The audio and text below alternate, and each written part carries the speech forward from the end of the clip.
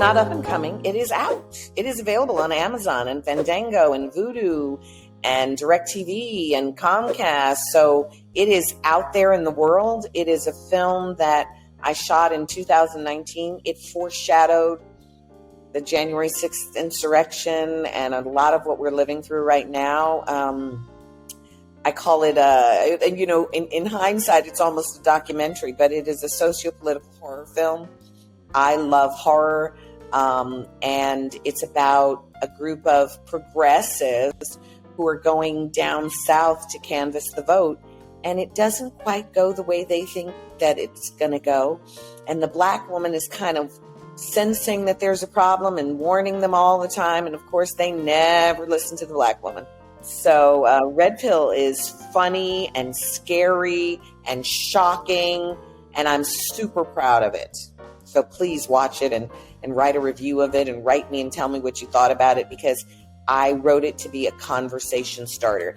There are moments that one or another point of view was going to hate, and that was my intention. I like to make art to incite feelings. So after you watch the movie or before you watch the movie, you can go on the website, redpillmovie.com, and you can play a game to see if you can survive a world that is run by the red pills. And we're about to be in one if we're not already in one. And then I also wrote a book, Red Pill Unmasked, which is available on Audible and available at Barnes & Noble's, which talks about the entire process of making the film, both practically and the spiritual side of doing this impossible thing. I think a lot of what influenced me is that I'm a citizen of the world and I can really fit in anywhere. You know, I think I could hang out with the Proud Boys. I could hang out with them and they'd tell me some stories and we'd have a good old time. And so I think being in New York, a lot of New Yorkers live in this bubble and they just don't live in the world that the majority of people live in, and I do. And so I remember before the 2016 election, it was just clear who was going to win, and people in New York just treated me like I had two heads. And so when I had a real clear sense of how 2020 was going to go, I didn't want to experience that sort of awkward discomfort of being the child saying the emperor has no clothes. So I decided to make a movie, my take on the political situation in America, and the fact that I had never seen my own perspective in a movie. And I know I have a kind of quirky perspective. It's definitely not a mainstream perspective. I always wanted to make a movie. I was told that I didn't have enough money or time to do so. And gosh, when you tell me I can't do something, I just gotta try. So I was like, well, you know, I got this much money and I got this much time. And if I can't make a movie, I'm going to make something, because this is all the time I have. So we'll see what it is at the end of the time. And when the money runs out and the time is done, we'll see what we got. And so I had a feature film, which was what I was setting out to make. And there was something so incredibly empowering because it was just my own money, that being the person who had the final say. I don't know that I'll ever get that experience again. Well, I hope I do, because so much of what we see nowadays is just made by committee and people making decisions and having to justify their existence on the project and adding the cost to the bill. Everything on that screen is what I wanted to say. And I knew that many of the things that I wanted to say were going to offend people. And I think art should do that. And if I had listened to other people, they would have softened all those edges and smoothed all those things out and made it fit into somebody's idea of what a movie or a story is supposed to be. But I think every one of us has a point of view, and it is specific to how we've lived in the world, experienced the world, the family, the environment, the food. And if we got to hear all of those stories, I mean, that's really what the world is. And so we only get to experience so little of the world because so few points of view are ever given voice. I think what stops a lot of people is their the stories that they're sold and told about what it takes.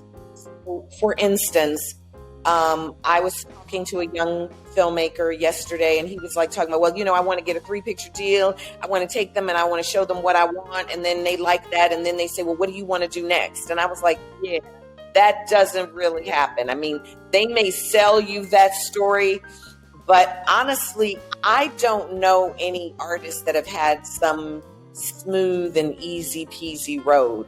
That is what they sell you after they've, jacked you. Then they sell the wonderful story.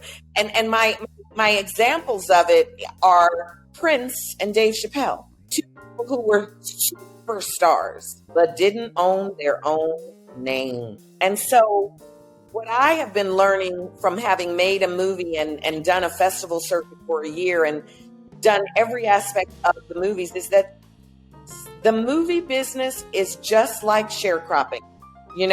If they don't give you in and bring you in and make a movie for you, they gonna own that movie. And they're gonna be able to fire you off that movie.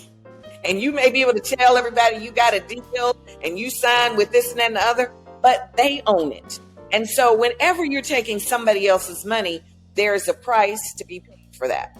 So in my choosing to spend my own money, whoever spends the money takes the greatest risk, but they have the greatest potential for the reward. And a movie is a movie like a record. If you own it, it's a piece of real estate. It makes money for as long as people are still listening to or watching that thing. So whoever owns it is making that money. I watched a movie on the plane the other day that was like 75 years old. Somebody paid for that, and it's probably not the people who wrote it and directed it. And so everybody's thinking about this right now in the moment. And look, a lot of times we need the money right now. Need it right now. As my lawyer says, if you don't have to take an advance, don't take one, because it's a loan with an unstated interest. And that's why we hear about all these singers and people who their albums and movies made all this money, but they don't have any money. They're broke because this fans, they're thinking of it as it's an investment in the product that we're making. It's like, oh, no, we loaned you that money. And now you got to pay us back the loan and the interest. And until all that's paid back, we don't go into profit. So it's almost like you got to make it twice. You got to pay back what they paid you before you go into profit. So that's double times. So the accounting is amazing. And there was just an article about Netflix and all these $100 million movies they're making as they're losing subscribers. Who are they giving the $100 million to? To the people that they want to give it to. Not necessarily the people who are bringing in the audience, the people from South Asia and Latin America, all these African nations who are bringing in a new audience to them. They're not giving them $100 million to make a movie. Always try to lowball you. And I say they love their pets. They treat their pets better than they treat human beings. So they will happily put you on a leash and treat you real nice. And that's when you become difficult, when they can't buy you. That's difficult for them. When they used to buying stuff and there's no amount of money that they can pay you to get you to do what they want you to do. That's what difficult means. That's a difficult person. Actually, an ex-husband sent me to the Kara School of Negotiations. And wow, what a lesson that was. It was like, honestly, the teacher hated me because I said, this is just a lesson in deceit. It's like, no, it's not. I said, yes, it is. And as long as I treated it like it was a lesson in deceit, I was the top negotiator in that room, beating out the CEOs. And then when he finally got to, let's have a win-win negotiation where everybody wins. And I actually did that. I was the worst negotiator in the room because I understood from the beginning that it was about deceit. It took everybody else, the whole class, to get to deceit, and then they could win. But I was like, no, I actually want to do win-win negotiations. That's the karma I want to have in the world. Because if we do have to come back another time, I want to know that I left in a good place so I can come back in a good place. No, I know exactly what you mean. And I don't have that savvy. I don't have it. I have friends who totally have it. I, as my daddy would say, was an L7. Totally square, believed that it was about being good. And it really took me, hitting a very low spot in my life to get like, oh, there are people pulling strings and they just get to pick who's going to eat. Oh, I got picked. Well, they could just as easily decide that I don't get to eat tomorrow. And so if I'm going to be dependent on that, it's going to be a rocky, rocky road. So I better figure out, what is my value system? What do I need to have a good life? And only and always and ever only do those things. Because anything that's attached to some outside validation or outside support, it's precarious. And then you have to do things that maybe take you out of integrity because you've gotten yourself committed, in need, dependent upon something that you have no control over. I mean, I always say, do whatever you can live with at 3:00 in the morning when you in your room by yourself. If you're okay with it, then that's fine. That's because that's what you got. That's what you got. It's just yourself.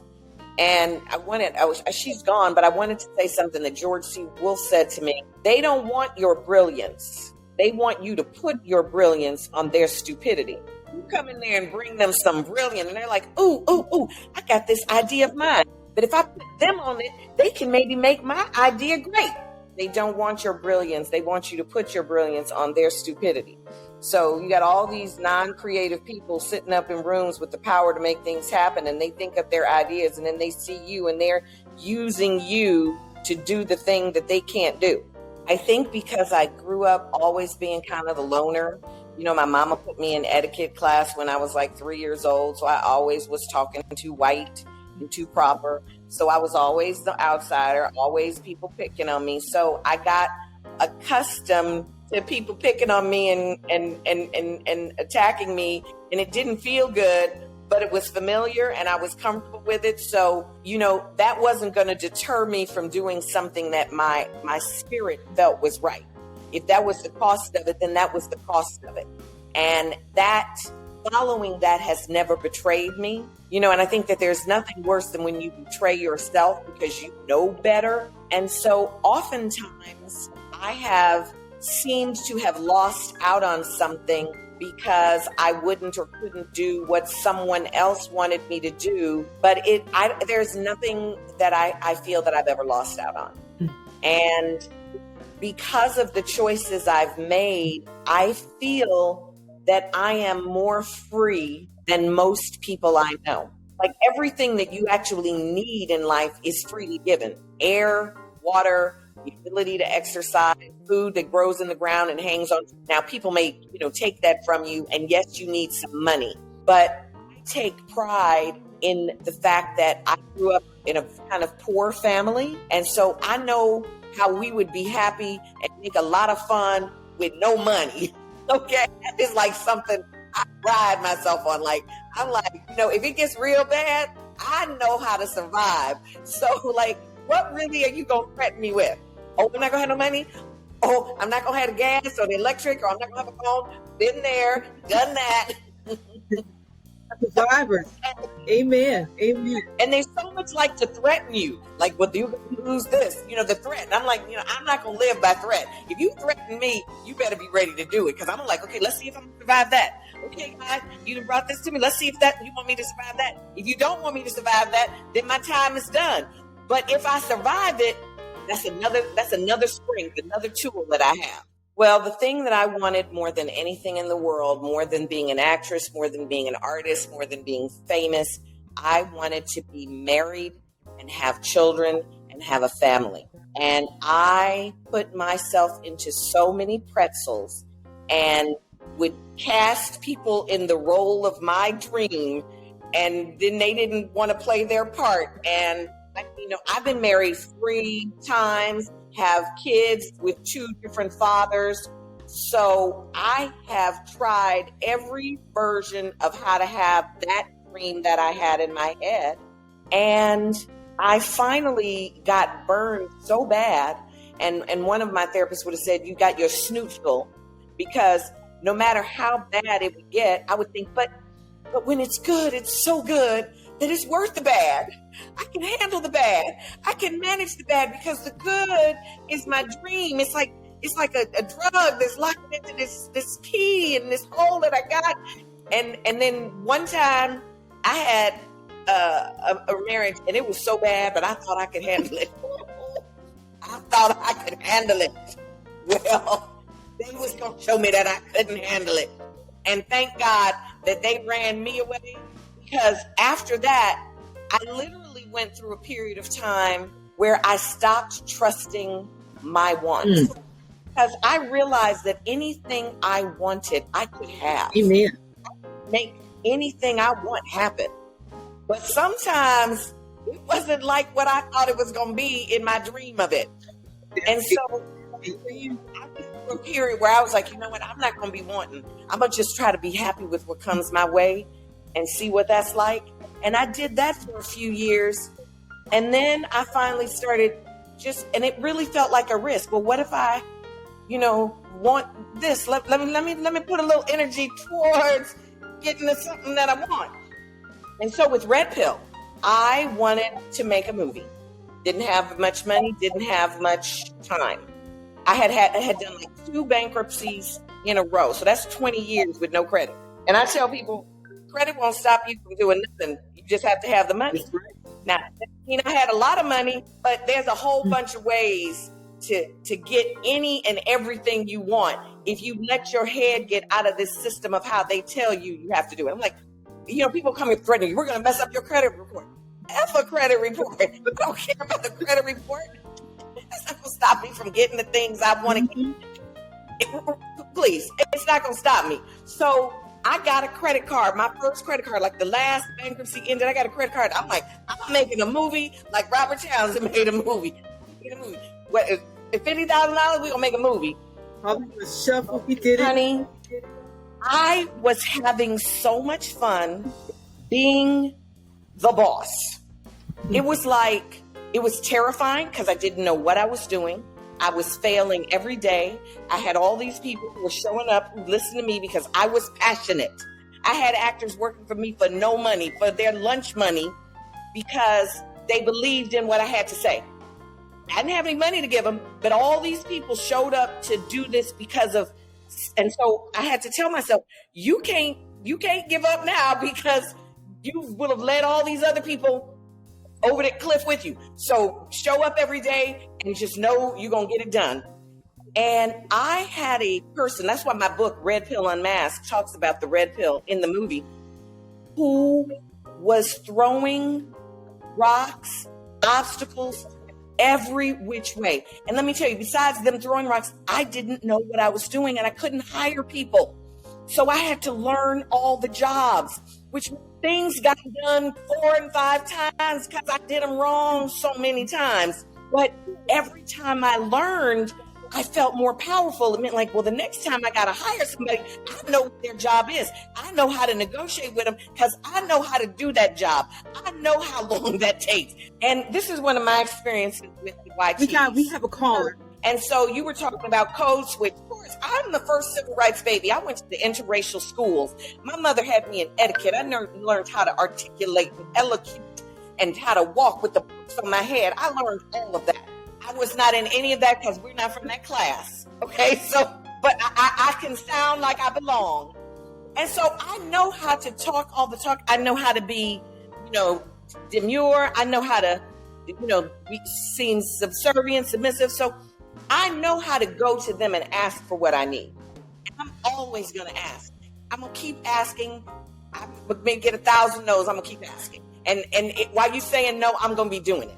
Okay, I'm not waiting for you to say yes to do it. I'm going to ask, and if your help comes in, that's going to be some icing on the cake, but I'm doing it while I'm asking.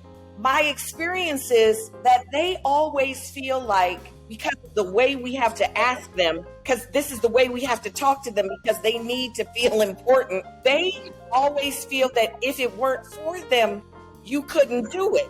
They don't understand that we just need you to open the door and get out the way. Mm-hmm. So if they open the door and let you in and then you run, now the motherfuckers are mad and they will throw some shit and try to knock you down. They want you to know you need them. And it's like, no, I don't need them. So what I'm not able to do is keep pretending that I need you when I don't. And I think the people who have that skill actually go very far. If they can keep in that pretense of, I can't do it without you. I can't, because that's distracted me from doing this thing that God put in me to be done. So I'm running with a handicap with someone with a shackle on my leg trying to pull me back while I'm trying to go towards it. And that's just been my experience of how they do. The way that game works is this is how they test you to know that you are one of their own. They gonna fuck you over, and if you let them, they gonna give you another chance for them to fuck you over. So you get work, you get a lot of work because they know, great, we can just fuck them over each time, and so they'll be working for us all the time. This is the perfect person to work with. Every time they gonna do what we told them they gonna do, and they gonna accept it, and they'll be working all the time. So they figured out, great, they're so happy to be in front of the camera and people thinking they're rich and famous that we don't have to pay them because they're happy to live with the illusion of it. Oh, hello, everyone. Yes. I'm so happy to join tonight and meet you all. I'm not in the industry, very new to the industry, but I'm always excited to learn and be included in these conversations. So thank you so much for that. I really don't have a question, but I'll give you just a little bit of history about myself. I am, a few years ago, I just discovered my passion for writing, and I started writing. I try and educate myself and learn and just voyeuristically, hang back on the perimeter and learn from people. And one of the things I've learned about why I started writing was I went to a conference which the keynote speaker was one of Nora Ephron's sisters, and resonated with me. It was a very small conference. There was only 150 people there.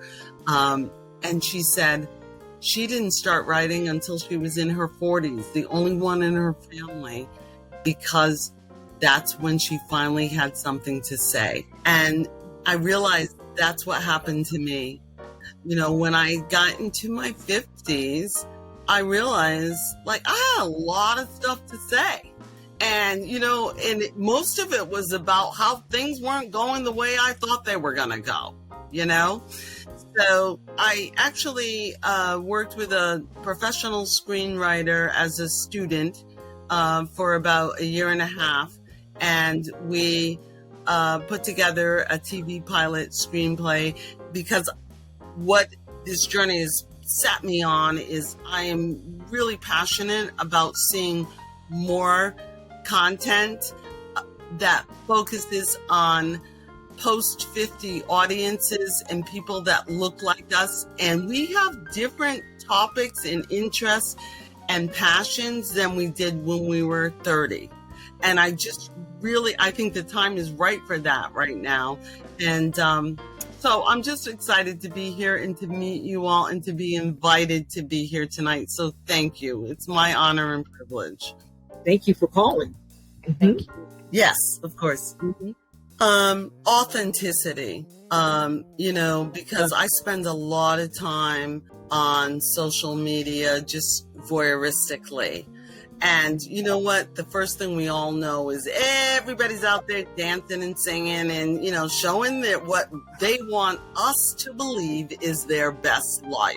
That's not what I'm about.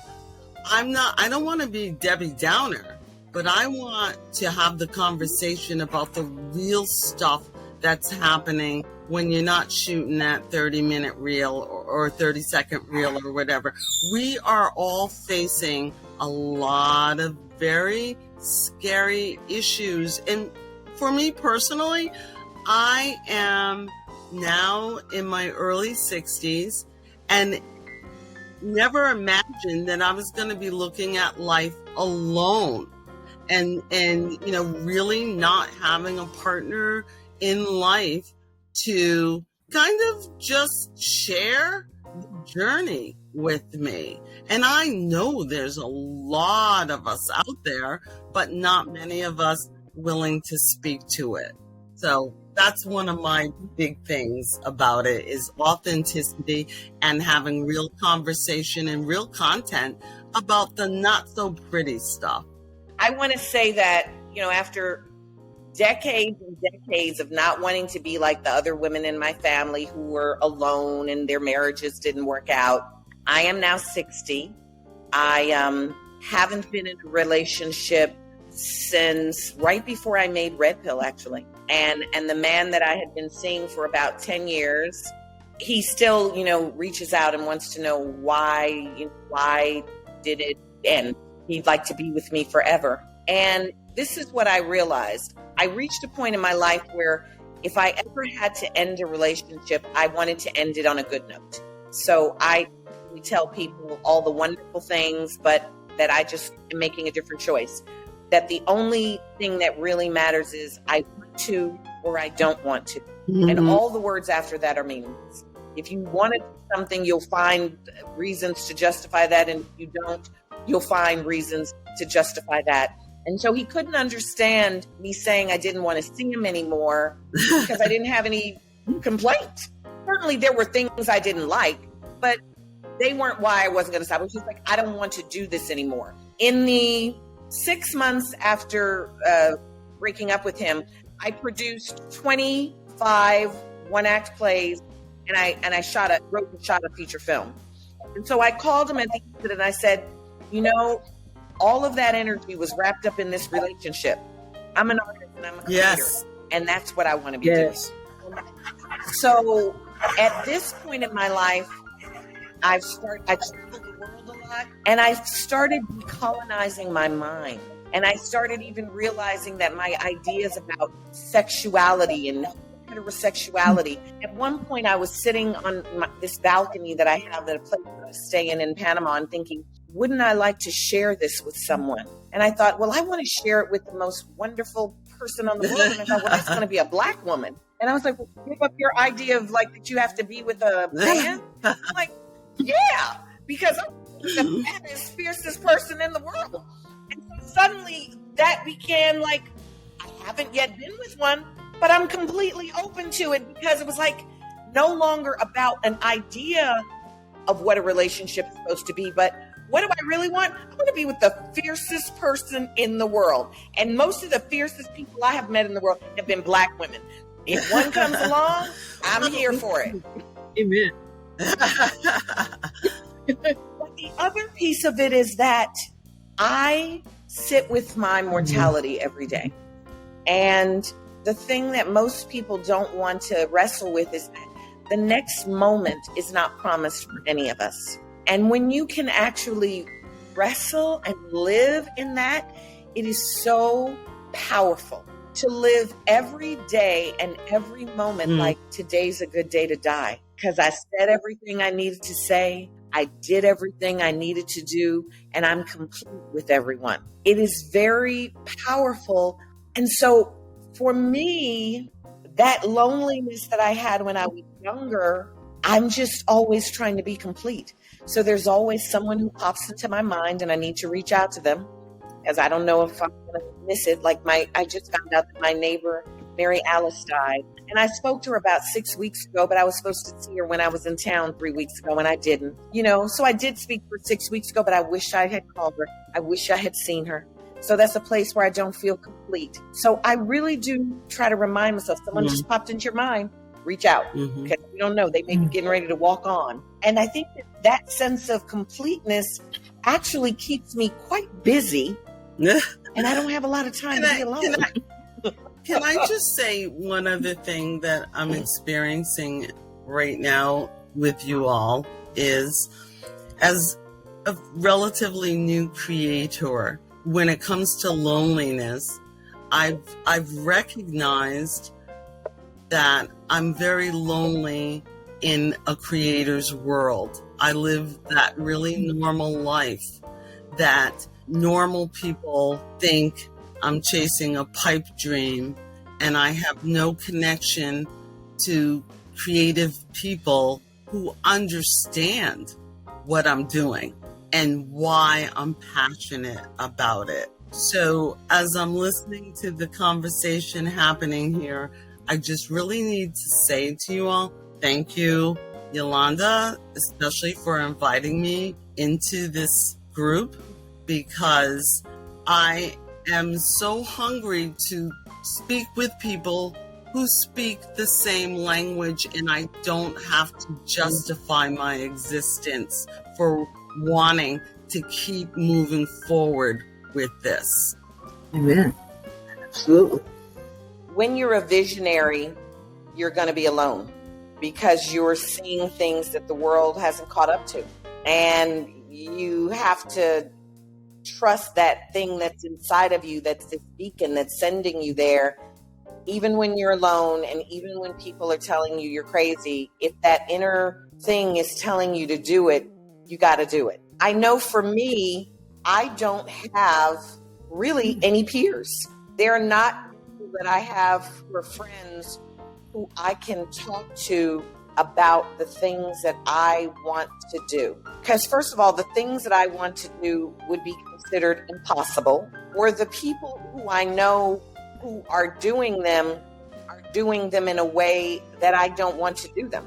Like if they have to be done that way, I'm not going to go that path. And so I understand that sense of being alone, where sometimes I want to just soundboard off this idea, this crazy idea of what I want to do. What I'm lucky is that I have some friends who, while they don't know anything about the things that I'm talking about, they are able to listen and let me have them as a sounding board. Listen without being able to respond because they can't respond. They don't even know from what I'm talking about. But they're able to listen and just be that sounding board so that I can even hear myself. And I envy you to have even one person that can do that, because I don't have that. And, you know, I have really stopped in the last few years, people that I thought in the beginning when I started this journey, you know, sharing it with them. But I have now recognized that glazed over look in their eye when I start talking. And so it's a very lonely world that I live in, but there's something deep inside me that won't let me quit, because I know that I have something to say and I have a vision for those words. And you know what I've been trying to do as a practice now? So my first practice years ago was when people said no, it was like my chest would go concave. So like I'd have to just learn to be able to deal with the concave chest. So now my practice is someone says no. How do I play with the no? How do I get something out of it? So usually the no's are via email. Now the way people get around that is the no's are people just ghost you. They just never respond to you, and that's the same as a no. But if someone actually takes the time to write a response back, I try to see how to continue the relationship, because the relationship is ultimately everything. You know, it might not be this project, it might not now, but it might be something else in the future, or they might run into somebody, and because you've made an impression on them just as a person who is interested, that just is planting seed. And so I try to take my nose and turn it into, well, could I pick your brain about this, or could you refer me to? So can I ask you all this? Because I'm still very quiet in terms of when I invite someone to connect and they actually accept my invitation. For me at this point, that's pretty much it. You know what I mean? Like, I don't know what to say next. So, no, and that's a really good and fair question. And you're right. You were so right about the confidence thing, because I think I don't know yet what my ask is. Okay.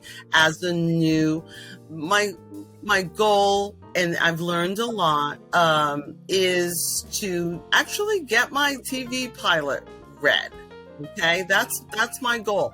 Now, I have my synopsis. I don't have my Bible.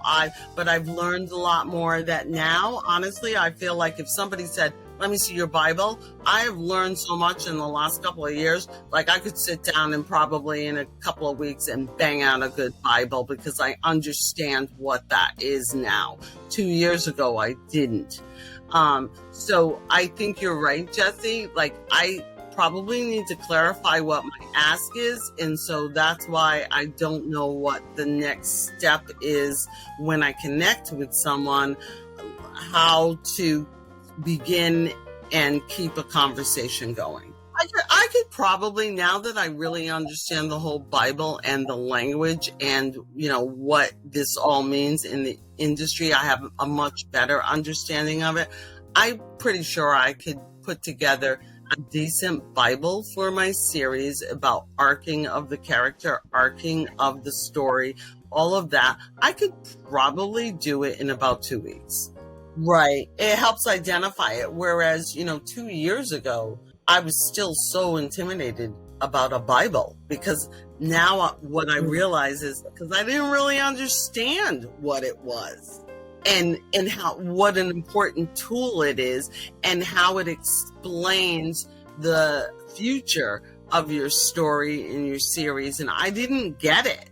I really didn't. But now I get it more than I did 2 years ago. And that's why I say, yeah, I could probably do it in about 2 weeks, that first season. No, but you see, that's what I need to hear, because when I first started this journey, more than 5 years ago, I was still in perfectionist mode and imposter mode. Well, who do I think I am that I can write a TV pilot and try and get it produced? So I didn't. Yeah, and I'm now allowing myself to believe that I am worthy, that there's, several things that are connecting here, which is confidence, a little bit of talent, humility, all of that stuff. That You need to bring out your boss diva, Mrs. Turner. But here's the thing, haven't we? I'm still in that place where we were always told not to bring her out. You know what I mean? Find the inner you in you. Tell that inner negative voice, to go and take a little trip. Take a little trip and allow that, that inner boss within yourself, that boss base, let her come out and speak and take control. It doesn't have to be mean or negative. It just let it take control. Let it take the wheel. I would never give advice that I would not, have not been taking myself. And, that inner boss, being your own boss and saying, I'm running a business and I cannot be quiet about it. Let me go out and meet the people that have the same passions as I do. And when I approach these people, I'm ready to talk. I'm ready to talk and get to know what you're all about. And they may have questions, for me. I'm ready to answer them. And being able to come together as a whole, because that's my background. I'm a master connector, and I'm also an entertainment business strategist. And my nonprofit is all about that. It's all about bringing people together that have a heart and passion to mentor and to come out and really speak about their their expertise in the industry and share it so that they can actually ignite people like yourself who are passionate about really bringing it to fruition and making it your business, because you want to be paid for your art. You want to be paid for your art. You're an artist, but you're the boss of your passion, and make it known. That's it. I think you just nailed it. Looking for validation. I think you just nailed it. And thank you for that. Ms. Pinkins, do you have any words for Ms. Turner at this time? To give her. Thank you. She seems like she got it handled. Thank you so much for that, because one thing I know already, when this ends, I am leaving much stronger than I arrived. So thank you all for that. Amen. Amen. That's right. You're stronger than you know you are. Sometimes. Yeah. Just make it known. You have that swag when you're walking in the room, and let them know, no, I'm here because I'm a boss. I'm a boss of my passion, and let it be known through your walk and the way you speak. You're a boss base. Know that. That she puts it on her shirt. You know what I mean? You may want to have a sign, a tag, not a real sign, a tag that says boss bays, boss diva. I own it. Or just making sure I own it. I am who I am. And just really live and walk in it. It's an affirmation. So when you're walking in a room, and you have a button that says, "Hey, Boss Diva in the room," I am who I am, and that alone gives them a forethought. Okay, she's about business. She's about her business. So we need to know how to approach her when we talk. Red Pill is available on Amazon, Vudu, Fandango, DirecTV, Vimeo, YouTube, Comcast. It is out there and available, so I'd love to hear what you think. It's really fun and funny and scary. We won festivals. We won about 20 festivals. We were premiered at the Pan African. We won Real Sisters of the Diaspora. We won the Hamilton Black Film Festival. We won Best Director at the Michaud Film Festival. It's been translated into 4 languages: Russian, Catalonian, Greek, Spanish. I'm really proud of it. I really hope I get the opportunity to do. Tell your friends to watch it and to write a review on Amazon or Rotten Tomatoes. Tweet it, share it with your friends, and watch it. I actually think I was trying to figure out how you beat the algorithm, and I don't know. But it's like if you do that rental on there and you just watch it as many times as it allows you to watch it, and make sure you watch it all the way through, all the credits, because the algorithm is looking at how many minutes you're on screen. So make sure you follow it all the way through to the end. And if you're going to bed afterwards, play it again, because we've got to start hacking the algorithm. I was listening to on a panel about fundraising for independence today, and these were people with deals talking about even though they have deals, they still have to pitch to what the algorithm is telling them to do. Mm-hmm. Programmed by somebody and hackable, and hackable. So it's like whenever I see anybody's things black, I always retweet it, because I know that the algorithm is paying attention to that. So we as Black people are going to over-index with internet businesses.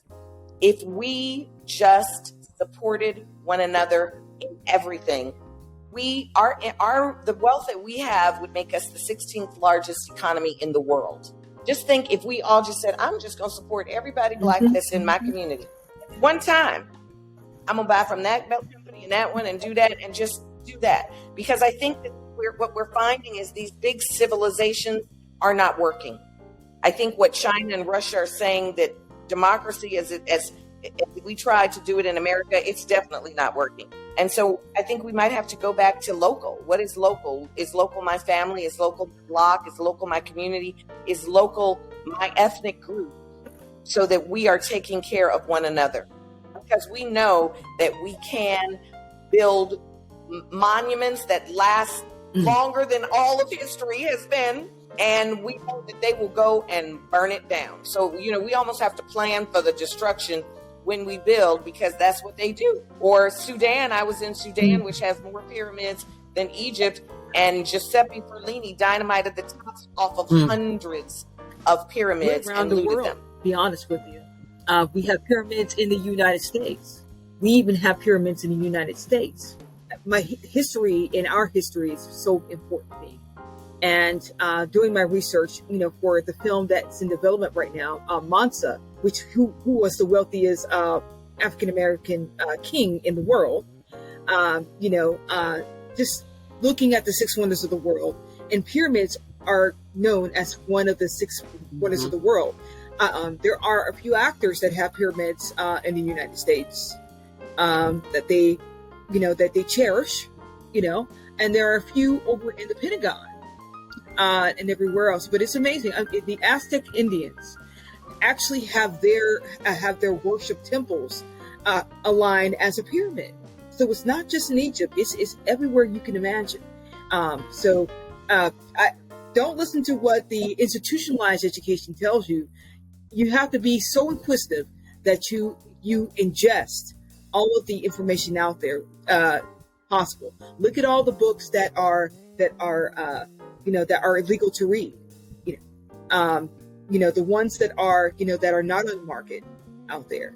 So that gives you more information that they don't want you to know about. Well, there are some in Washington D.C. before a shadow of a doubt, because the monuments reflect some hieroglyphics that are written on them, and then also the I forgot the name of it, but the very tall statue that they have, obelisk. Okay, that is actually a very symbolic symbol. So I'm going to keep it clean, but it's a very symbolic symbol. So there are so many things in there. So I always recommend for people to to go into the Library of Congress. It's something that we need to know about. An interesting fact that California was named after a Black queen, Khalifa. Not many people know that. In fact, when I tell them, they tell me, "Oh, what? Really?" I learned something new about it. I said, "Well, that's because it's not known to the general public. You have to find those facts. You have to find those facts. That has to be a story told for sure about Queen. I think the Woman King might be about her in a way. I have to go look at that. But yeah, that's the original name for California. They got it from an African American queen. There's so many. There are different proverbs all around the world. It's not just in our original Bibles. So if we look, Italy has their own proverbs. I'm pretty sure Sudan has their own proverbs and so forth. And Africa has their own proverbs. I actually have one on my Instagram. About wisdom. But it's an interesting. These are interesting facts that people miss out on because now we don't have African American history in our schools anymore. They're trying to take out history, and that's something that we have to win back. And we have to. If there's people out there that are lawyers, please do become lobbyists. And get involved so that you can have a way to put stake into what's happening in our society right now, because we definitely need it. We already have brilliant actors and actresses and producers and writers. We need more of them out there to tell the stories that need to be told. To the National Black Theater Festival in Winston-Salem. I leave on Sunday, and I'll be there till Thursday. Love the theater festival. This will be the first in-person one since the pandemic. It's truly Black theater holy ground. I'll be having a reading of my family drama, Jeffrey Manor, and it'll star Lisa Arundel and Dawn Lewis and Starletta Dubois. And then on the August 3rd, we'll have a screening of Red Pill at the Aperture Cinema in downtown Winston-Salem. So if you're in Winston-Salem, come on down. I'll be at the theater, and the National Black Theater Festival is extraordinary. And then I will be performing in a production of A Raisin in the Sun at the Public Theater, directed by Robert O'Hara this fall. If you have a story that you have to tell, you're going to figure out how to tell it. If that means you got to get up on stage or get up on a street corner and tell it. If it's the story that you got to tell, you're going to find a way to tell it. So if you want your story, if your condition for your story is to tell it, other people funding it, that's a very different path. So, I have a broker who, inspires me to make money, and, I appreciate him for that. But my artistic creativity is not in any way connected to making money. It has made money for me and it sustains me. But I'm going to create because that's what I do. I create. If I'm not painting, I'm writing. If I'm not writing, I'm directing or I'm producing. Like, I am not able to stop creating. It's going on all day, every day. And I am not worried about where it's going to go or who it's going to be. It may just be my legacy. And it's easier to get famous when you're dead because then I don't have to worry about negotiating with you because your heirs just are like, some money for something I didn't do. We'll take anything. I'll probably have written 10 books and you'll hear about them when I'm dead and they're really cheap to get.